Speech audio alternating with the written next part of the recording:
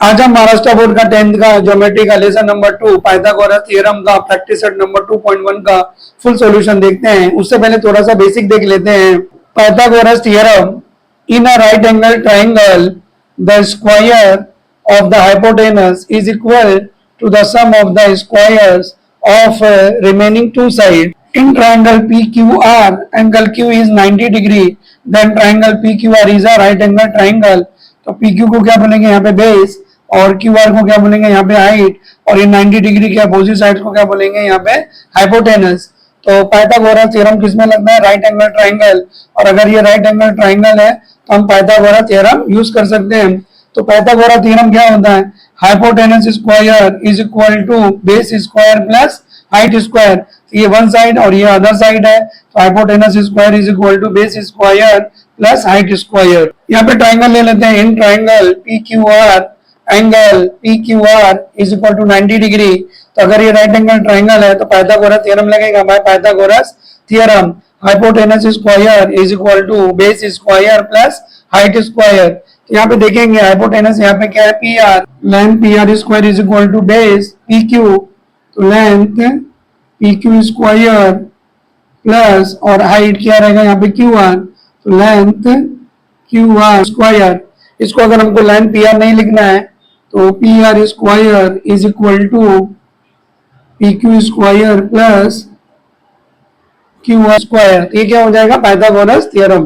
Pythagorean triplet, in a triplet of natural numbers, if the square of the largest number is equal to the sum of the squares of the remaining two numbers, then the triplet is called Pythagorean triplet। तो अगर यहाँ पे right angle triangle में अगर हम लोग यहाँ पे तीन साइड लेते हैं और इसका जो हाइपोटेनस अगर ग्रेटेड साइड है और बेस और हाइट दो अलग नंबर्स हैं और दोनों का स्क्वायर करेंगे, हाइपोटेनस का स्क्वायर करेंगे, बेस का स्क्वायर करेंगे और हाइट का स्क्वायर करेंगे, तो अगर ये इक्वल में आता है तो ये नंबर जो रहेगा वो पाइथागोरियन ट्रिपलेट रहेगा। यहाँ पे एग्जांपल लिख लेते हैं 61, 60 और 11। तो यहाँ पे देखेंगे ग्रेटेस्ट साइड जो है वो 61 है और 61 और ये 11। तो यहाँ पे क्या करेंगे? 61 का स्क्वायर कर लेते हैं। तो 61 स्क्वायर इज इक्वल टू 61 को 61 से मल्टीप्लाई कर लेते हैं। 1 1 जा 1, 1 6 जा 6, 0 लिखते हैं, 6 1 जा 6, 6 6 जा 36। इसको प्लस कर लेते हैं 1 6 और 6 12 और ये कितना हो जाएगा? 7 और 3 7 2 1। तो 61 का स्क्वायर करेंगे तो 3 7 2 1 और 60 का स्क्वायर करेंगे तो कितना हो जाएगा? 3600 और 11 का स्क्वायर करेंगे तो कितना हो जाएगा? 121। तो यहाँ पे देखेंगे 61 ग्रेटेस्ट साइड है और 60 और 11 जो है वो स्मॉलेस्ट साइड है। तो दोनों को प्लस करते हैं, 60 स्क्वायर प्लस 11 स्क्वायर। 60 का स्क्वायर कितना आ गया? 3600 प्लस और 11 का स्क्वायर करेंगे तो 121।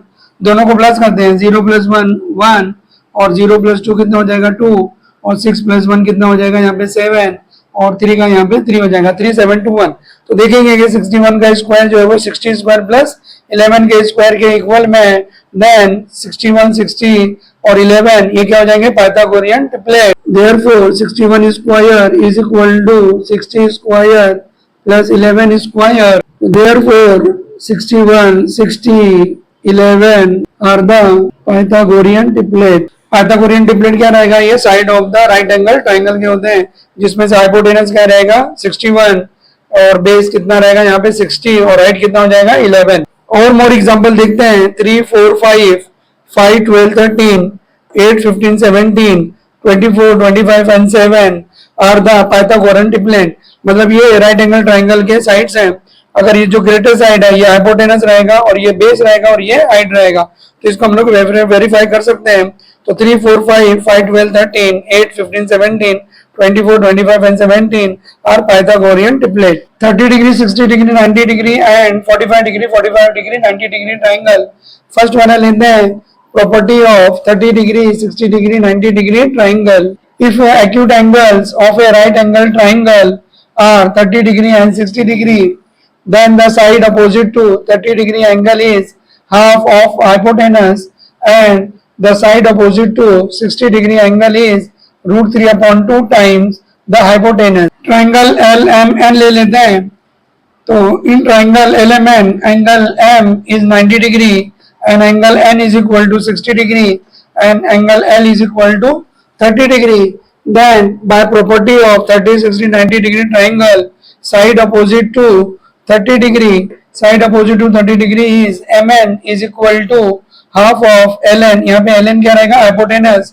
तो 1/2 is equal to Ln, and side opposite to 60 degree is equal to Lm is equal to √3/2 times of Ln. ये hypotenuse का क्या हो जाएगा? Ln √3/2 times of Ln. So side opposite to 60 degree is equal to Lm is equal to √3/2 multiplied by Ln. Number 2, property of 45 degree, 90 degree triangle. If the acute angles of a right angle triangles are 45 degree and 45 degree, then each of the perpendicular sides is 1/√2 times the hypotenuse. In triangle XYZ, angle X ले लेते हैं 90 degree और angle Z is equal to 45 degree and angle Y is equal to 45 degree. In triangle XYZ और right angle triangle है और ये दोनों angle 45 degree है, तो ये दोनों साइड क्या हो जाएंगे? Equal by isosceles triangle theorem.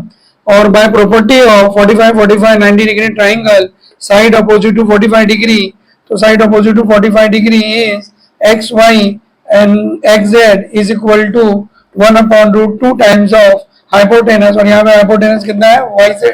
तो XY is equal to XZ is equal to 1/√2 multiplied by YZ.